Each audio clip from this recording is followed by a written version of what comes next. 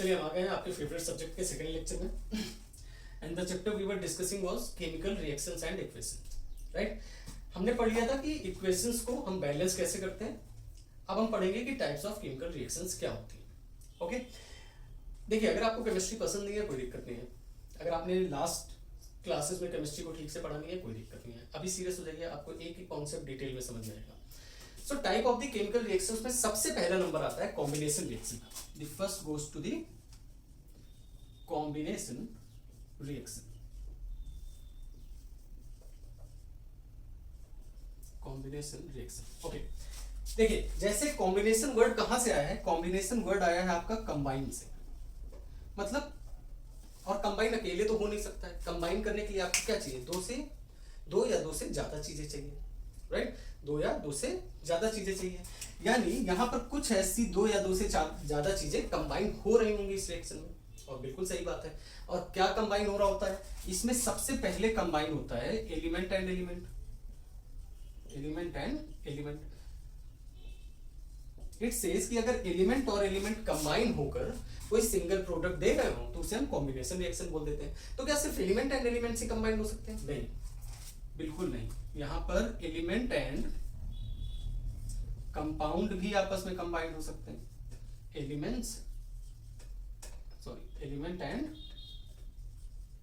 Compound भी आपस में कंबाइन हो सकते हैं।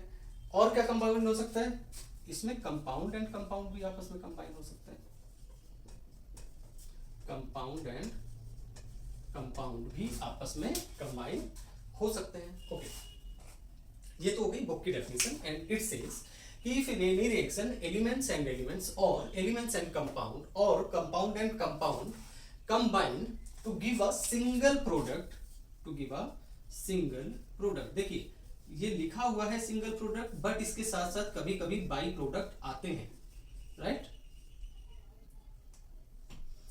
के साथ कभी कभी बाई प्रोडक्ट्स आते हैं, मतलब एक सिंगल प्रोडक्ट मिले साथ में बाई प्रोडक्ट मिल जाए तो कोई बात नहीं है। सो इस ये रिएक्शन ये क्या बोलती है, व्हेन एलिमेंट्स एंड एलिमेंट्स और एलिमेंट्स एंड कंपाउंड और compound and compound combine to give a single product, it is termed as the combination reaction. ये तो गई बुक की डेफिनेशन। अब इसको हम थोड़ा सा डिटेल में समझते हैं, बहुत ही मजेदार चीज है। देखो उसको समझने के लिए आपको ये समझना पड़ेगा एलिमेंट क्या होता है और ये भी समझना पड़ेगा कंपाउंड क्या होता है। तो अगर हम सबसे पहले बात करें एलिमेंट्स की, एलिमेंट्स, तो एलिमेंट्स ऐसे बनते हैं, they consist of atoms with the same atomic number, right. Consist of atom with same atomic number, right। और कहीं कहीं पर ये भी लिखा होता है कि have the same number of proton in the nucleus। अब सेम एटॉमिक नंबर होगा तो वही नंबर ऑफ प्रोटॉन होंगे न्यूक्लियस में। यार ये घुमा चाहे जितना, तो बात सिर्फ कितनी है कि सेम एलिमेंट्स हो। मतलब अगर मैं फॉर एग्जांपल आपको बोलता हूं कि हाइड्रोजन क्या है, हाइड्रोजन क्या है, एलिमेंट। कैसे बना है, हाइड्रोजन से और हाइड्रोजन एटम से, ऐसे ही तो बना है। अब सिंगल हाइड्रोजन स्टेबल नहीं होता, इसलिए कंबाइन होकर क्या बन जाते हैं, हाइड्रोजन गैस। और ये हाइड्रोजन गैस स्टेबल होती है और इसी को हम क्या बोल देते हैं, element, because same number same atom से बने हुए हैं। सिमिलरली ऑक्सीजन, ये भी क्या होगी, ऑक्सीजन गैस। ये भी क्या है, ये भी क्या है, एलिमेंट है। मतलब जो सेम तरीके के एटम से बन रहा हो उसे हम क्या बोलते हैं, एलिमेंट्स बोलते हैं। अब एलिमेंट्स की खास बात समझिए। एलिमेंट्स की खास बात ये होती है that they can't be broken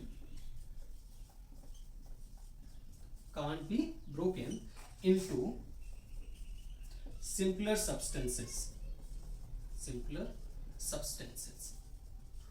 they can't be broken into simpler substances. अब हाइड्रोजन को कैसे ब्रेक करोगे, हाइड्रोजन को ब्रेक करोगे हाइड्रोजन एटम में, एटम को तो कर ही नहीं सकते हैं ब्रेक। हाइड्रोजन में करोगे वो स्टेबल ही नहीं होते, कंबाइन होकर फिर मिल जाएंगे। मतलब इसको आप ब्रेक कर ही नहीं सकते, इसको और सिंपलर सब्सटेंसेस में ब्रेक नहीं किया जा सकता है, ठीक है। और आई गेस आपको बिल्कुल क्लियरली समझ में आ रहा होगा क्यों नहीं किया जा सकता है।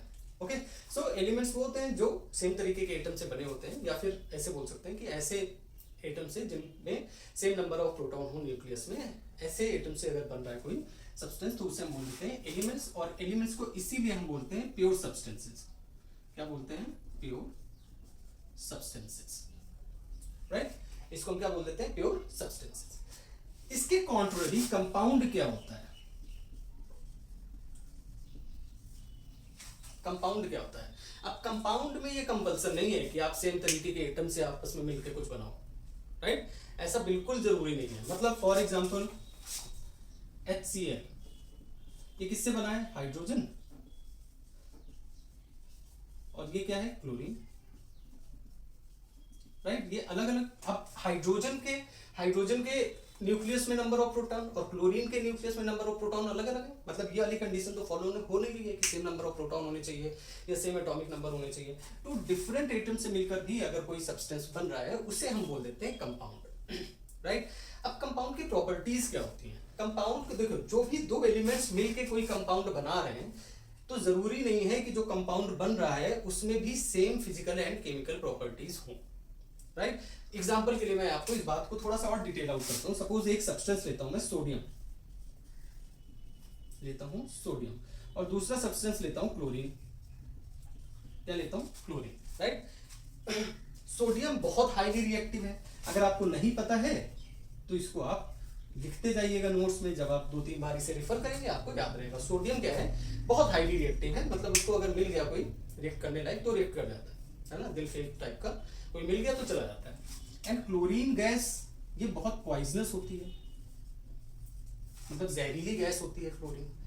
अब जब ये दोनों देखो इनके अलग अलग प्रॉपर्टीज है ना, सोडियम बहुत रिएक्टिव है, क्लोरीन बहुत पॉइजनस है। चलो इनको हम मिला देते हैं आपस में, तो that is sodium. Chlorine stable होती है Cl2 में, ये मिलके बन जाते हैं NaCl, राइट? यहाँ पर 2 आ जाता है तो दैट वुड बी बैलेंस हो गई इक्वेशन, 2NaCl, ये बनते हैं। अब ये बहुत हाईली रिएक्टिव थे जनाब, ये बहुत जहरीले थे, लेकिन ये क्या बन जाते हैं? ये बन जाते हैं सॉल्ट।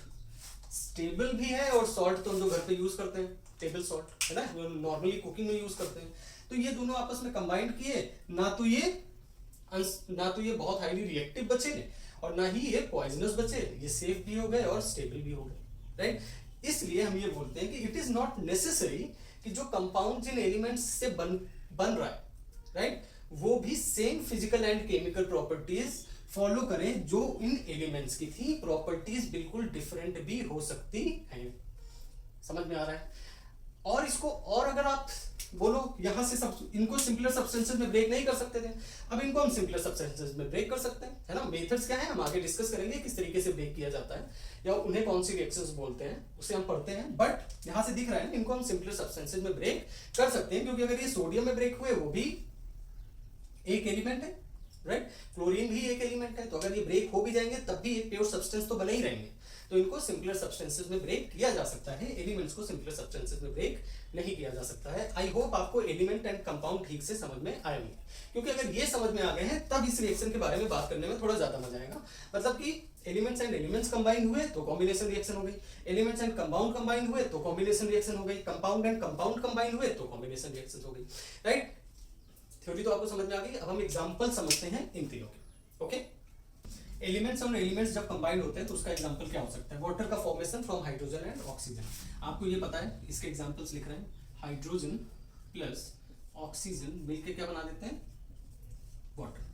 क्या बना देते हैं? Water, right? बैलेंस करते हैं, यहाँ पर 2 आया और यहाँ पर 2 आया, ये हो गई आपकी balance equation. 4 hydrogen 2 oxygen 2 oxygen. इसे क्या देखो, एलिमेंट क्या है? ये एलिमेंट है, और ये भी क्या है? ये भी एलिमेंट है। एलिमेंट और एलिमेंट आपस में कंबाइंड होके एक सिंगल प्रोडक्ट बना रहे हैं, और यही तो डेफिनेशन है कॉम्बिनेशन रिएक्शन की, राइट? एक और एग्जांपल ले लेते हैं। मैग्नीशियम प्लस ऑक्सीजन मिलके बना देते हैं मैग्नीशियम ऑक्साइड। क्या बना देते हैं? Magnesium oxide. बैलेंस करते हैं, ऑक्सीजन यहाँ पर 2 है तो यहाँ पर भी 2 होगा, 2 मैग्नीज है, यहाँ पर भी क्या होगा? 2 Mg हो जाएगा। ये हो गई आपकी बैलेंस इक्वेशन। ये भी क्या है? एलिमेंट है, एलिमेंट है, आपस में मिलकर क्या बना रहे हैं? सिंगल प्रोडक्ट बना रहे हैं। इसे भी क्या बोल दोगे? एलिमेंट प्लस एलिमेंट की कॉम्बिनेशन रिएक्शन। एलिमेंट और एलिमेंट की कॉम्बिनेशन रिएक्शन। समझ में आ रहा है? राइट। नेक्स्ट बात करते हैं एलिमेंट एंड कंपाउंड की, एलिमेंट्स एंड कंपाउंड की। चलो, combustion of methane, son of methane क्या बनता है? मीथेन क्या होता है? CH4 और ऑक्सीजन, है ना? क्योंकि कंबशन क्या होगा? ऑक्सीजन के प्रेजेंस में ही होगा, तो CH4 प्लस O2 ये बना देते हैं कार्बन डाइऑक्साइड और निकल जाता है साथ में वाटर। अब इसको बैलेंस करना है आपको, बैलेंस कर दो। तो CH4 कितना है यहाँ पर 213, तो इसको हम डबल कर देते हैं तो 2 to 4 हो जाएगा, ये 2 to 4 हो जाएगा। C कितना है 1, हाइड्रोजन कितना हो गया 4, सारे कुछ बैलेंस हो गए। तो CH4 प्लस 2O2 क्या बन जाता है CO2 प्लस 2H2O। ये क्या होता है, ये होता है आपका जब कंपाउंड एंड एलिमेंट आपस में कंबाइन होके एक प्रोडक्ट बना रहे हैं, राइट, समझ में आ रहा है। अभी हम आगे चलते हैं और देखते हैं कि कंपाउंड एंड कंपाउंड जब आपस में रिएक्ट करते हैं तो कैसे सिंगल प्रोडक्ट बनाते हैं। ओके, कंपाउंड एंड कंपाउंड में देखिए, एक कंपाउंड होता है कैल्शियम ऑक्साइड, राइट, और दूसरा कंपाउंड होता है हाइड्रोक्लोरिक एसिड HCl, राइट। ये दोनों जब आपस में कंबाइन करते हैं तो बनाते हैं CaCl2 यानी कैल्शियम क्लोराइड, एंड वाटर इसमें बाई प्रोडक्ट की तरह निकल जाता है।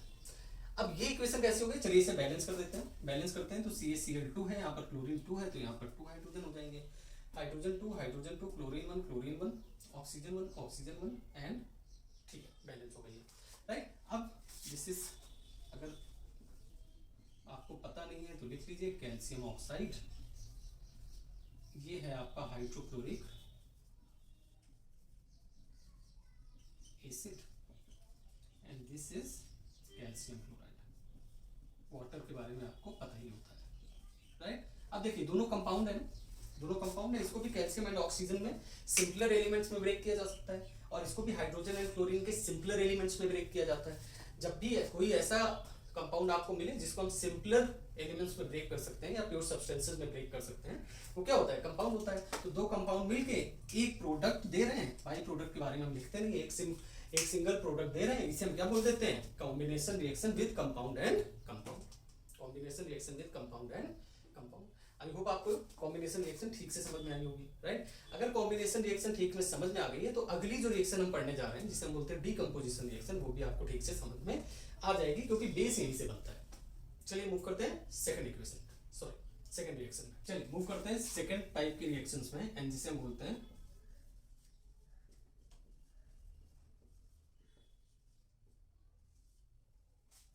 Decomposition reaction, right. अब डीकंपोजिशन कहां से आया है, डीकंपोज से, डीकंपोज। अगर आप ध्यान से देखो तो decompose is the opposite word for the compose, is the opposite word for the compose. मतलब कंपोज का मतलब होता है कि आप आपस में मिलाकर रख दो, डीकंपोज का मतलब होता है हटा दो। मतलब यहां से इतना तो समझ में आ रहा होगा कि जो डीकंपोजिशन है उसका मतलब है कि एक single reactant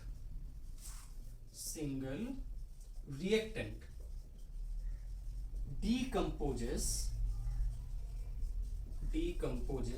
itself to give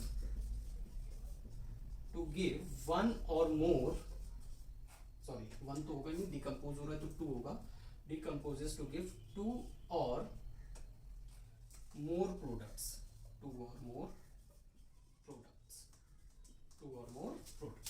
मतलब एक सिंगल रिएक्टेंट है वो आपस में वो खुद टूट जाता है और क्या दे देता है आपको, दो या दो से ज्यादा प्रोडक्ट दे देता है, उसे हम क्या बोलते हैं, डीकंपोजिशन रिएक्शन। यार अभी आपने पढ़ा कॉम्बिनेशन रिएक्शन जिसमें हम मिलके एक प्रोडक्ट बना रहे थे, अब ये प्रोडक्ट टूट रहा है तो आपको क्या समझ में आ रहा है कि it is opposite of combination reaction, कि जो कॉम्बिनेशन रिएक्शन हो रही थी उसका जस्ट अपोजिट है ये डीकंपोजिशन रिएक्शन। मेरे हिसाब से तो आ रहा होगा समझ में, राइट।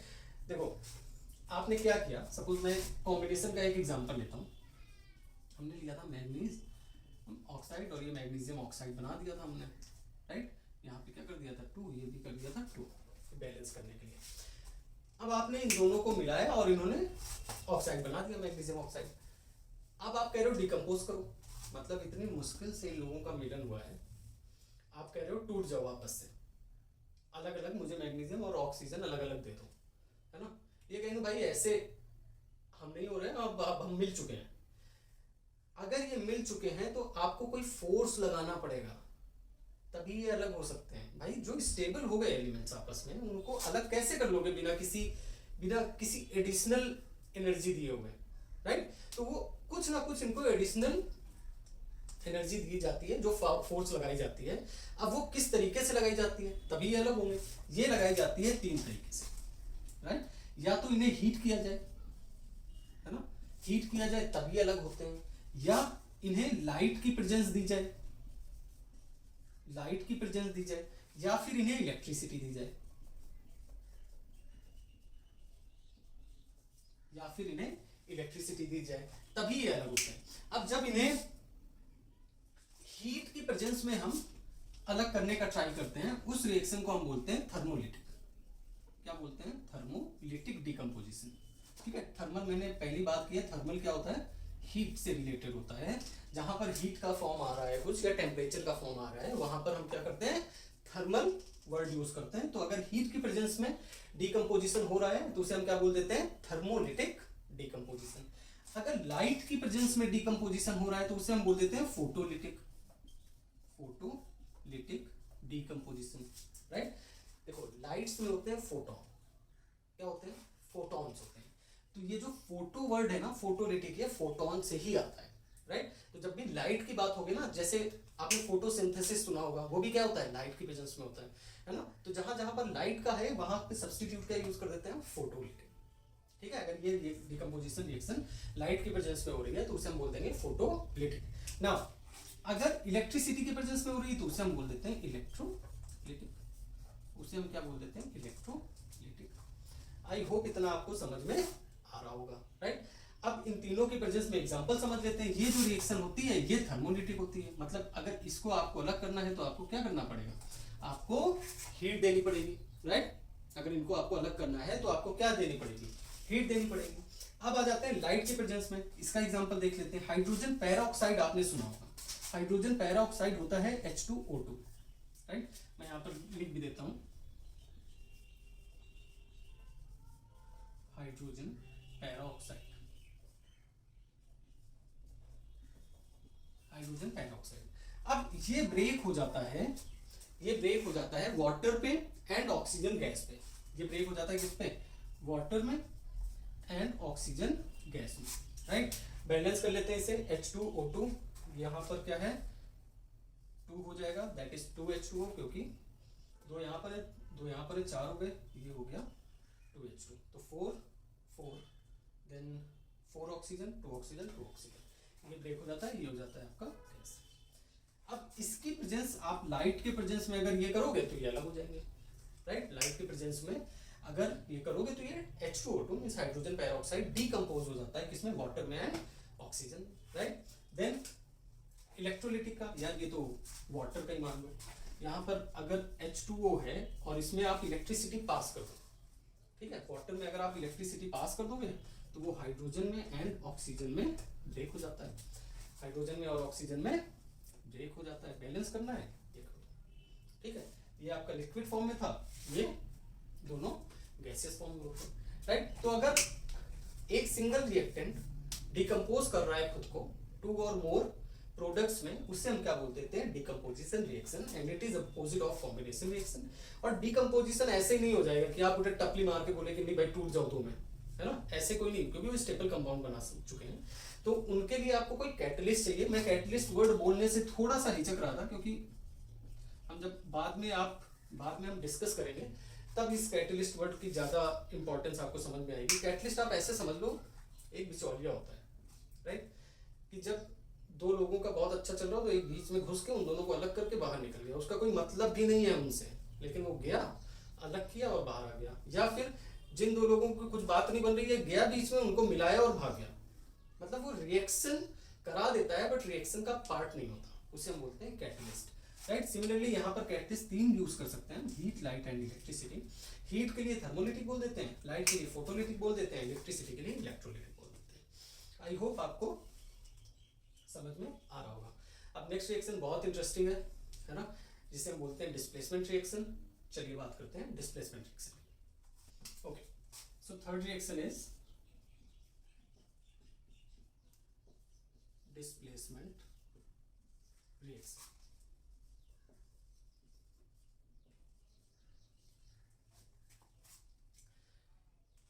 देखिए बहुत ही दर्द भरी कहानी है डिस्प्लेसमेंट रिएक्शन की। एक कंपाउंड आपस में रिलेशन बना के दो एलिमेंट्स और एलिमेंट और कंपाउंड आपस में रिलेशन बना के आराम से रह रहे थे, तभी कोई एक मोर रिएक्टिव एलिमेंट आता है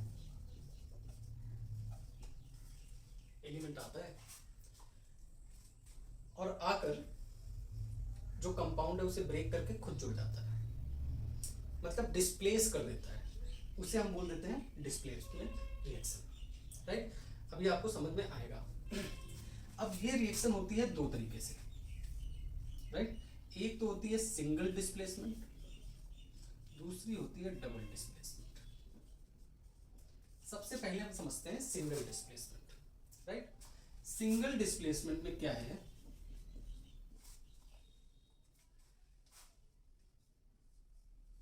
एक बेचारा कपल है ना, कपल है तो इसमें हम 1+1 कर देते हैं। अब किसी एक तीसरे बंदे के कांटेक्ट में आया और एक ने धोखा दे दिया, इससे कहा कि तुम निकलो और इसके साथ बॉन्ड बना लिया।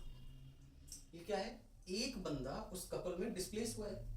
क्या हुआ है, डिस्प्लेस हुआ है, इसीलिए इसे क्या बोल देते हैं, single displacement. For example A B आपस में बॉन्ड बनाकर बैठे हुए थे, अच्छा बड़ा अच्छा रिलेशन चल रहा था, बड़ी खुशियां थी घर में, तभी आ जाता है सी और ये कहता है कि बी मुझे सी ज़्यादा पसंद आ रहा है, आप जो है ना, मैं सी के साथ बॉन्ड बनाऊंगा, तुम जो है अलग निकल जाओ जरा बी। और इसी बी को हम बोलते हैं डिस्प्लेस्ड एलिमेंट, जिसे निकाल दिया गया उसे बोलते हैं हम डिस्प्लेस्ड एलिमेंट। राइट, अब ये जो रिएक्शन होती है ना, ये मेनली होती है एक्वस सॉल्यूशंस में, राइट। फॉर एग्जांपल जिंक बहुत रिएक्टिव मेटल है, राइट। अब ये आता है CuSO4 जो कि एक एक्वस सॉल्यूशन है इसके कांटेक्ट में, राइट। अब ये जो सल्फेट है ना, ये हो जाता है जिंक की तरफ अट्रैक्टिव, राइट। तो कॉपर को कहता है कि आप निकलो, मुझे जो बॉन्ड बनाना है वो जिंक के साथ बनाना है, तो जिंक सल्फेट ये एक्वस सॉल्यूशन बन जाता है और Cu ये सॉलिड बेचारा किस तरह बिहेव करता है, डिस्प्लेस्ड एलिमेंट की तरह। तो मतलब जब एक हाईली रिएक्टिव एलिमेंट, राइट, किसी लेस रिएक्टिव कंपाउंड के कांटेक्ट में आता है और उस लेस रिएक्टिव एलिमेंट को डिस्प्लेस कर देता है, उससे हम बोलते हैं displacement reaction. And more precisely जब ये सिर्फ एक तरफ से हो रहा हो तो उससे हम बोल देते हैं single displacement reaction. I hope आपको समझ में आ रहा हो, यहां तक तो फिर भी ठीक था। डबल डिस्प्लेसमेंट रिएक्शन और सोसाइटी के अगेंस्ट है। अब यहाँ पर क्या होता है, दो कपल आते हैं और इनको लगता है कि नहीं एक दूसरे के साथ नहीं बन रहा है, तो आपस में कनेक्ट हो जाते हैं। फॉर एग्जांपल डबल की अगर मैं बात करूं तो अगर ए बी कांटेक्ट में आया सी डी के, राइट। अब ए ने कहा कि मुझे सी अच्छा लग रहा है, तो बी ने भी कहा ठीक है मुझे भी डी अच्छा लग रहा है, और ये बना लिया। अब डिस्प्लेसमेंट कहां से हुआ, डिस्प्लेसमेंट दो तरीके से हुआ, डिस्प्लेसमेंट दो जगह से हुआ, इसीलिए हम इसे क्या बोल देते हैं, डबल डिस्प्लेसमेंट रिएक्शन। अब यहाँ पर देखना, थोड़ा सा आयंस समझाना चाहता हूं मैं। देखो ये ए और बी आपस में कनेक्टेड तभी हुए होंगे जब ए प्लस होगा बी माइनस होगा। सिमिलरली यहाँ पर भी सी प्लस होगा और डी माइनस होगा, राइट। अब क्या हुआ, इसको डबल डिस्प्लेसमेंट रिएक्शन को कभी कभी हम इस तरीके से भी डिफाइन करते हैं कि exchange of positive and negative ions, right. मतलब कि ए सी से तो हो ही नहीं सकता, सॉरी यहाँ से थोड़ा ए सी से क्या होगा ना, तो इसको उल्टा कर देते हैं, इसको हम बोल देते हैं D positive and C negative, right. अब सोचो दोनों पॉजिटिव तो आपस में रिएक्ट करेंगे नहीं, पॉजिटिव अगर आपस में रिएक्ट करेंगे नहीं तो पॉजिटिव नेगेटिव करेंगे, तो ए ने कहा कि चलो भैया सी के साथ चलो, राइट। बहुत दिन हो गए बी के साथ रहते हुए, और हम क्या चले सी के साथ, तो ये एसी बन जाएंगे आपके, पॉजिटिव नेगेटिव साथ में रहेंगे तो ये न्यूट्रल रहेंगे।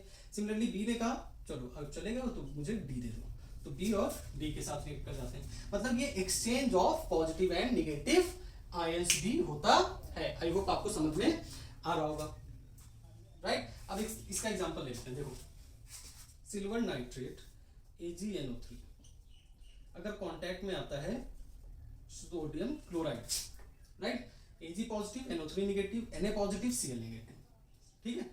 कांटेक्ट में आता है Ag पॉजिटिव Cl नेगेटिव, क्या बना देगा, सिल्वर क्लोराइड, क्या बना देगा, सिल्वर क्लोराइड, और ये क्या बन जाएगा, sodium nitrate NaNO3। I hope आपको दिख रहा है यहाँ पर, राइट। ये क्या बना देगा, जो पॉजिटिव है वो किसके साथ चला गया, निगेटिव के साथ। यहाँ पर जो निगेटिव है किसके साथ आ गया, पॉजिटिव के साथ। यानी silver nitrate and sodium chloride जब आपस में रिएक्ट करेंगे तो sodium chloride and silver nitrate बना देंगे। दो जगह से आयंस का डिस्प्लेसमेंट हुआ है, इसीलिए हम इसे बोल देते हैं double displacement reaction. I hope आपको समझ में आया होगा, बहुत ही सिंपल सा कॉन्सेप्ट है, राइट। तो डिस्प्लेसमेंट का मतलब कि जब more reactive elements less reactive elements को हटा के खुद जुड़ जाता है तो उसे हम बोल देते हैं सिंगल डिस्प्लेसमेंट। और जब कभी आयन का एक्सचेंज होता है ना, जो पॉजिटिव एंड नेगेटिव आयंस अपनी पोजीशन शिफ्ट कर लेते हैं, उसे हम बोल देते हैं double displacement reaction. I hope यहाँ तक आपको क्लियर है। नेक्स्ट रिएक्शंस हम पढ़ेंगे नेक्स्ट लेक्चर में। यहाँ तक कोई डाउट हो प्लीज कमेंट बॉक्स में बताइए, I try to sort it out. And तब तक